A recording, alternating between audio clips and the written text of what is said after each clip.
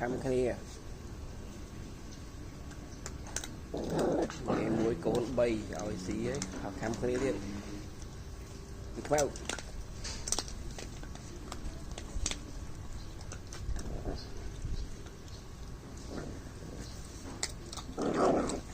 wow bay nè được nghe bạn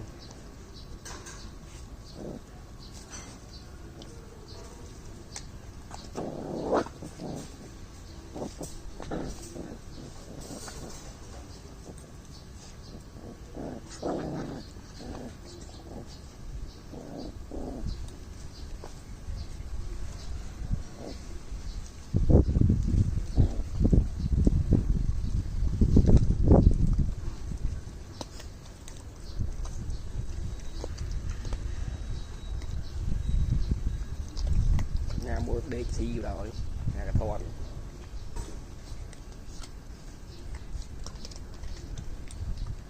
xì đang bóng tôi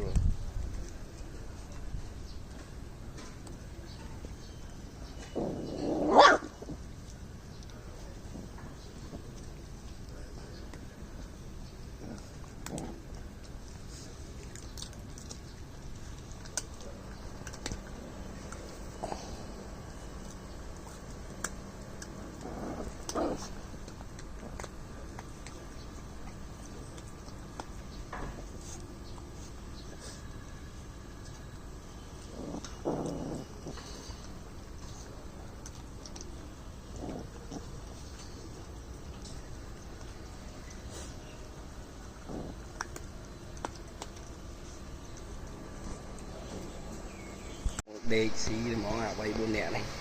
vào vào